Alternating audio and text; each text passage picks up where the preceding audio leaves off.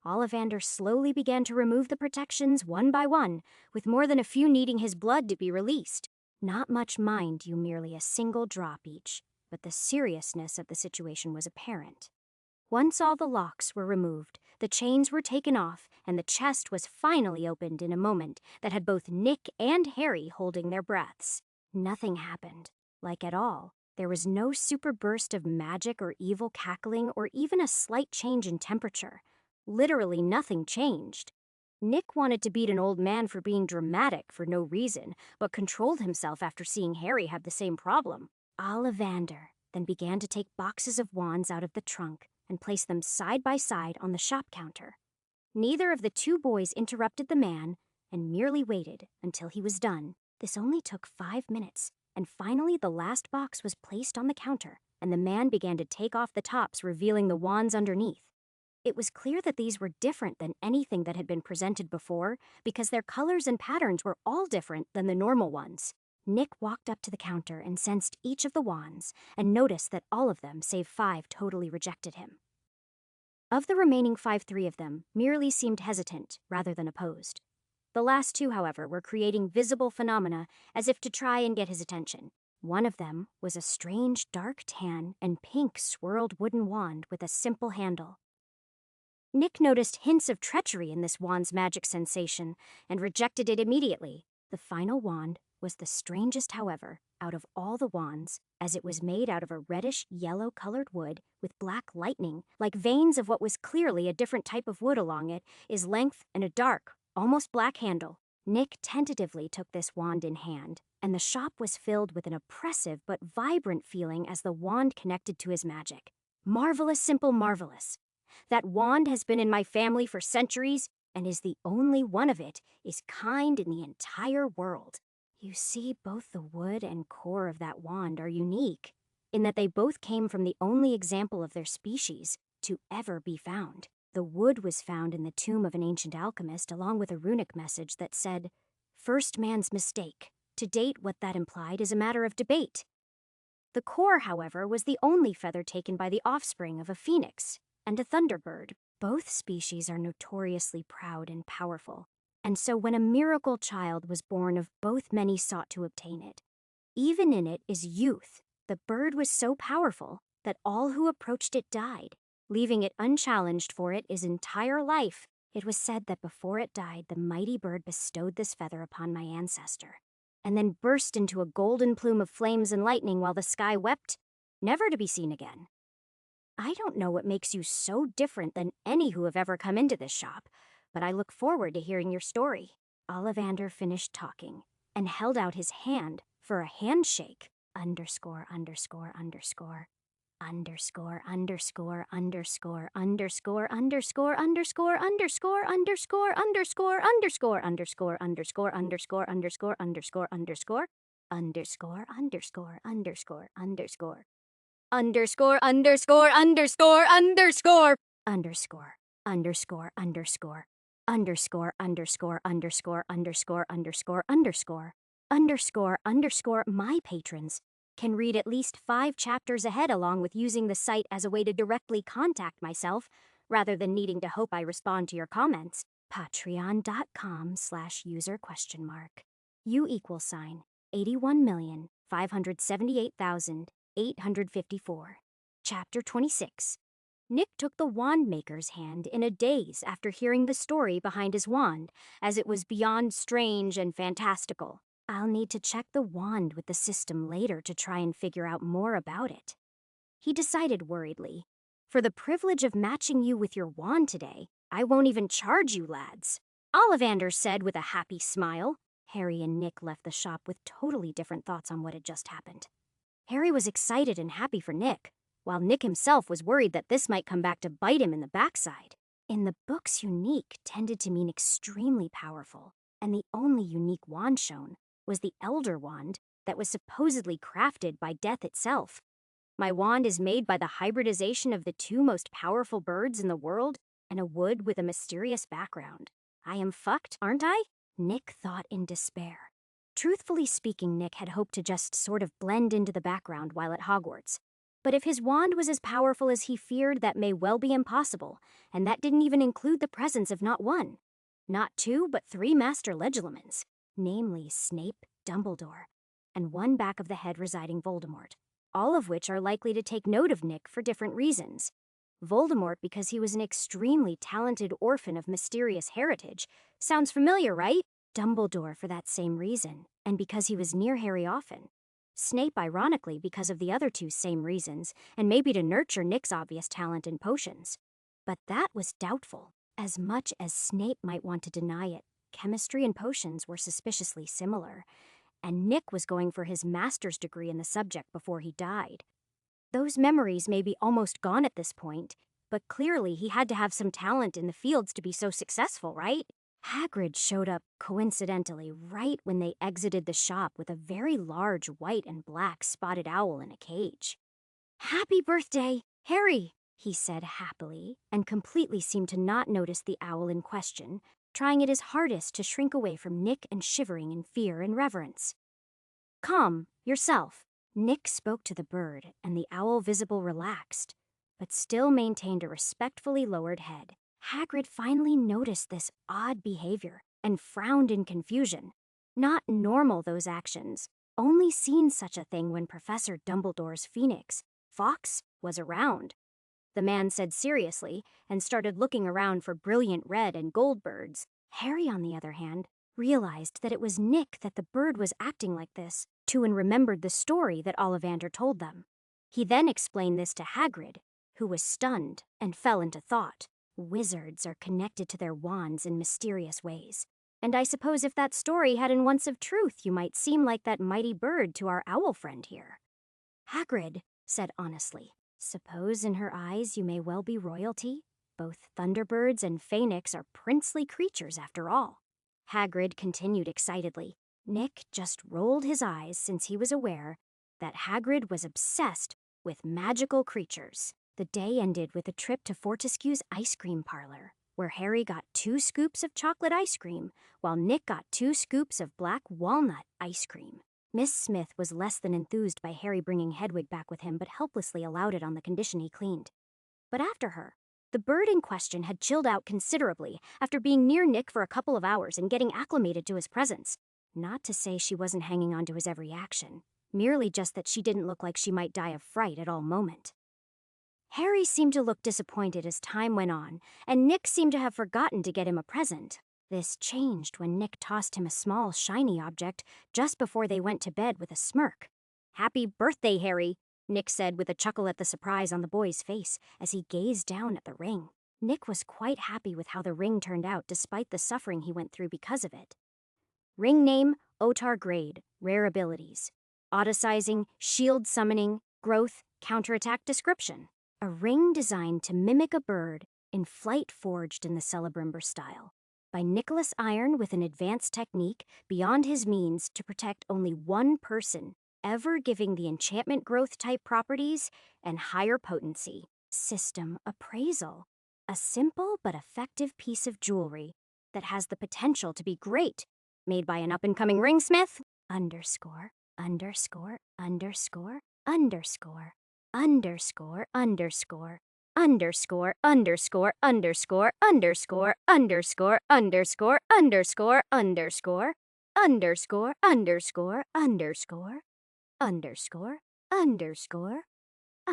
underscore, underscore, re-underscore, underscore, underscore, underscore, underscore, underscore, underscore, underscore, underscore, underscore, underscore, my patrons can read at least 5 chapters ahead, along with using the site as a way to directly contact myself, rather than needing to hope I respond to your comments. Patreon.com/user?, U = 81,578,854.